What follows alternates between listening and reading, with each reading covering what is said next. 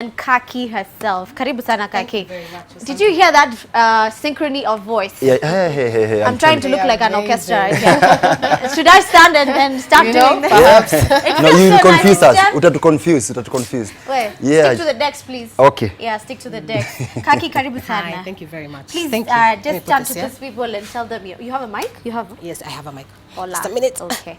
All right. Yeah. Yes, so this is Kaki. Kaki is formerly from Adonage, but I'm going to say formerly without proof. So I want it to come from her. Yes. Okay, so Kaki, are you still with Adonage? Or Yes, very much so. I'm still with Adonage. This is a project that I'm doing. Okay. So it's just a collection of songs that I put together during a very tough period in my life. So this is the first song that we've gone with. It's called Nani Kama Yawe, featuring the amazing Red Fourth chorus. Yeah. These guys are amazing. These guys. Let's clap for them more. Good job. They look very good. Yeah. They look very good. So you said you were out for a project. So it's not something you're going to do consistently, or is it? No. Okay. Well, as of now, I know that it's a project, and my intention is just to pack up everything that God put in my heart during that period and just reach out to the guys who are going through the same thing. Okay. Yes. So I'm going to jump right in. Speaking of a period, you're saying this was a tough moment in your life and led you to write the songs. What was this period, maybe, if you want to share? All right. I came out about my divorce very recently. So I got married in 2012. And as usual, marriages are tough and they have challenges. And about 3 years later, we had a 5-month separation. We sought counseling, we had pastoral guidance, we had people trying to intervene, and we really did our best. Unfortunately, after the separation, we realized it's really not what we both wanted. And so I ended up filing for the divorce. And now this is my 3rd year after divorce. Okay. Yes, so I thought, it was so, under the water. Chini ya maji. Yeah. No one really knew it. Yes. Did you feel the need to put it that way? Yes, because now I would come here for this interview and then you guys would ask, how does your husband, what does he say about this? How is your husband? Is he watching? I'd rather, I just thought it's best if I just confronted the secret head on, deal with it, and then just move on with what I want to do with my life. And for the very long time, it's sort of really smashed and crushed and silenced me. Even the article in the paper had a picture of me with sellotape over my mouth, because really divorce silences you. It does. There's no place for you, not in church, social circles. It's like you've been given a death sentence, but you're alive. It's like you're alive, you know. You have leprosy, Churches don't want to talk about it because they don't know what to say. There's such a debate about, is it right, is it wrong, is it so? I didn't belong.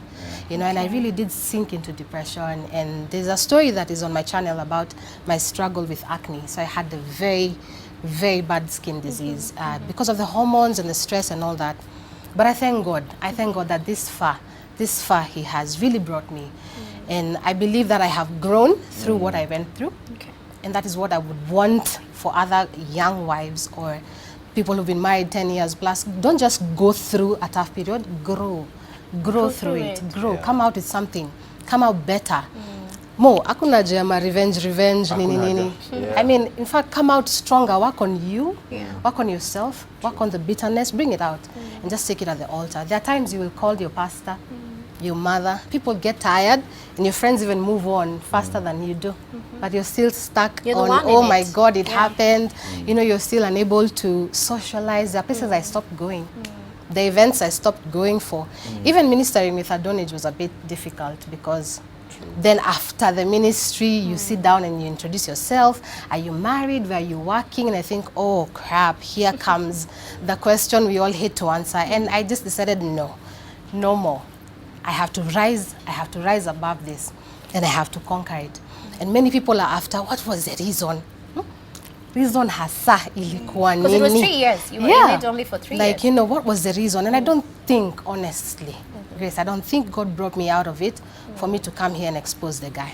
I don't think so. I think God brought me out of it for me to really speak hope and a restoration and a hope to somebody who's going through it, that you can come out, and you can come out not being bitter. You can come out restored and stronger. Leave the rest to God. Vengeance is of the Lord. And vengeance is not a bad disease, that this guy will get an accident, or your wife will die. No. It could be salvation. Someone who was #1 against the word of God would come to church because of how you treated them after the divorce. And so I really do thank God. I thank God. Ever since coming out, I have been so overwhelmed with requests and just emails and messages. If I have not replied to your message, boy, tujako sana, I will do that. I will do that. I will do that. But really, people need to understand that divorced people are human beings. And people who are going through a separation right now are experiencing the same trauma as people who are going through a divorce. So people who are going through a separation need the encouragement more, the encouragement to work on it. Work, find a way. Counseling, si kusema uko mgonjwa. Counseling is good. Go for counseling, try and try. So I just want to honor every married couple out there who's really putting in the work, because marriage is work. It's never a joke. It's not a joke. And yesterday's decision to stay married is not enough for today. Today you make a new one, because temptations are jana, is a leo. So every day, it's a constant work in progress. Okay. Constant work in progress. Big up yourself. And I think as Kenyans, society, we need to dwell on encouraging these guys than kuuliza reason ilikuwa nini. Anyway, you all know an explanation. Yeah. So just always remember that, and you're strong, eh? So unaona venye siku hizi huko.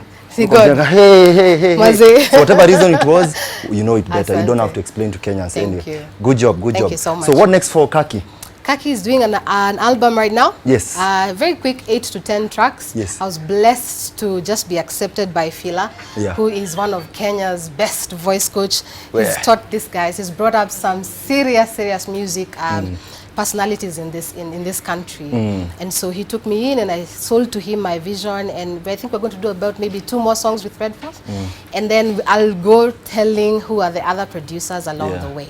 So after we do that project, there's also going to be a Donage in the album, in the project.